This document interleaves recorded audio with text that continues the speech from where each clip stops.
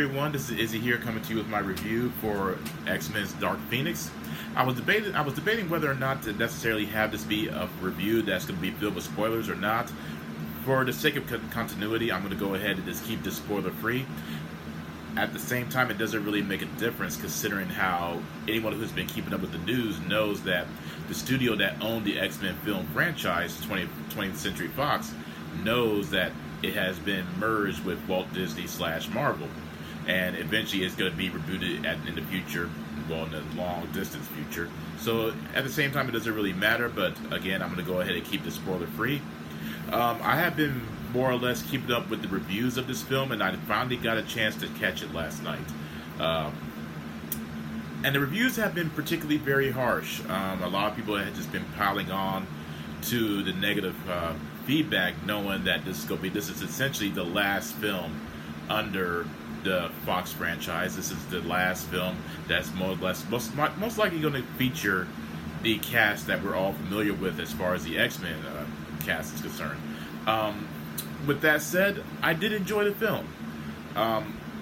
It's not as horrible or as trash as a lot of critics and fans have been making it out to be. Is it perfect? No.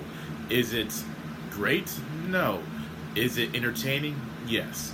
Do they attempt to do too much once again? Yes. Is it still... Do you still feel some kind of connection with the characters that are on the screen? Yes and no.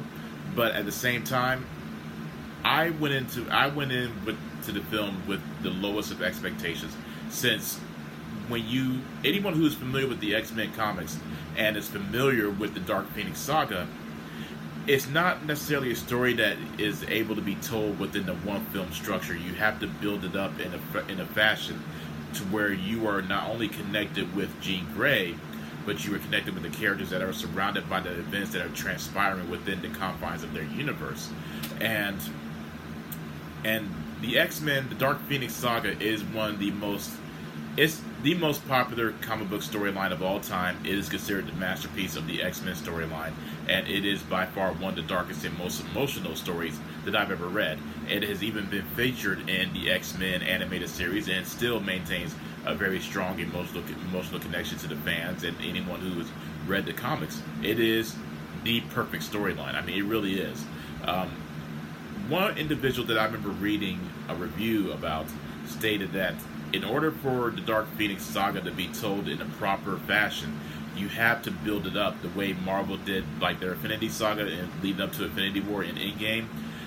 The Phoenix storyline needs to be built up to where it's an arc in and of itself. It's not a story that can be adapted into a 1 hour or 2 hour film. You have to build it up to where eventually the events leading up to that moment, that finale, if you will, is going to be about 2 or 3 hour film. So, but I understand why they felt the need to go ahead and try to adapt this again, because it is one of the most well-known storylines in comic book history. I mean, it really is. But with this Dark Phoenix storyline in particular, I will say that once again they do attempt to do too much, and rather than simply sticking with one storyline, they could have simply just taken out the Phoenix concept altogether, and the film that was released most likely would have been a much better film without having to tack on too much. Anyone who's familiar with this film knows that it involves Jean Grey being merged with the Phoenix cosmic force, and she starts exhibiting powers, godlike powers that make her the most unstoppable mutant in the universe. And it's the X-Men's way, it's the studio's way of trying to explore their own version of the cosmos before the whole Disney-Marvel merger. I will say that, again, it is a good film. It's not the best film in the world. It's not mind-blowing. It's not epic. But at the same time, I don't believe it really necessarily deserves the harsh criticism that it's been receiving. I understand that a lot of people have this, I guess, negative connotation towards the Fox Studios, especially considering that this will be the second attempt at them trying to adapt the Dark Phoenix storyline, and they more or less botched the effect all over again.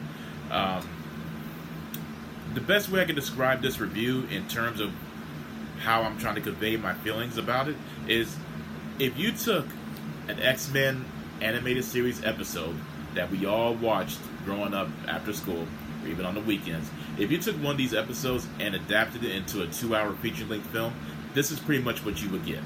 And that's how I felt when I was watching it. I just felt I was watching an animated series that has been turned into a live-action format, and I still enjoyed it. This was still is one of my favorite X-Men depictions of all time. It's a product of our childhood.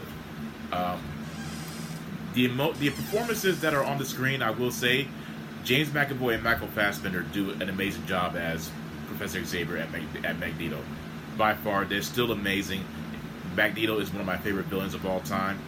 My biggest hope is that whenever they do decide to restart the franchise under the Marvel Cinematic Universe title, I'm hoping that they manage to find a way to incorporate the depictions of James McAvoy and Michael Fassbender's characters, because I remember before when I first watched the X-Men films with Patrick Stewart as Xavier and Ian McKellen as Magneto, I couldn't picture anyone else but them doing the roles. But now, after having several films with McAvoy and Fassbender, I can't picture anybody else doing those characters justice. So I'm hoping that they manage to find a way to merge them under the Marvel Cinematic Universe.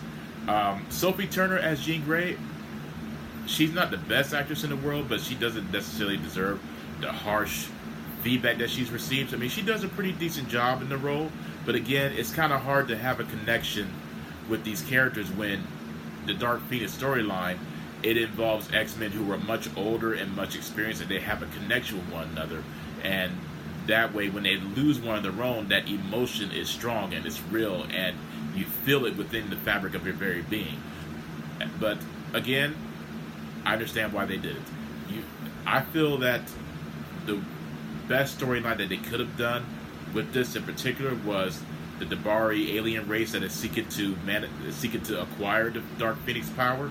That would have been a much better storyline, as it more or less would have found a way to manifest itself in terms of maybe this alien race that is managed to found its way into our solar system and is shape-shifting, and people are still afraid of mutants to a degree in this film, and it would have been cool to actually have them explore something that they think is mutants but it's not. That would have been a much better film, and I think you could have still hinted at the Dark Phoenix force. And maybe if the Fox and Disney merger didn't happen, you could have actually found a way to expand the storyline, and most likely had a connection with the audience. But either way, I still enjoyed it for what it was. Jessica Chastain plays the leader of the alien Dabari race. She's really not given much to work with, so again, we don't really know. We just know of her motivations. We're not really sure what to make of her or to think of her. So it's not. You're not given a lot of time with her. The action is still pretty cool. Quicksilver has some interesting moments. Nightcrawler does a fantastic job. The way they captured him and his power is pretty cool. But again, the highlight is still Magneto. I mean, he has by far the coolest power ability, and his moments in the film is what I think is what helps catapult it into a much more exciting way. Beast, Nicholas Hoult as Beast. I will say this is probably the most comic book accurate of Beast, Dr. Hank McCoy. I really enjoy. Beast has always been one of my favorite characters, as I've said before in previous reviews of superhero characters.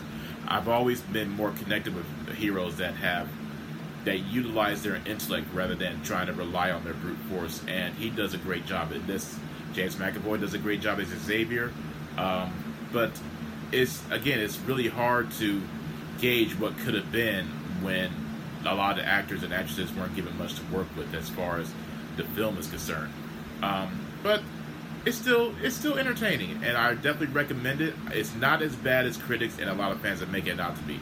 My best advice would be to go ahead and watch it for yourself. That way you can formulate your own accurate and honest opinion. Because for me personally, it's nowhere near as horrible as it's been made out to be.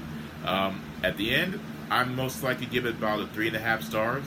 Because like I said, in the end, it's really not going to make a difference. It's going to be rebooted regardless. I recommend it. I will most likely purchase it when it comes out on DVD.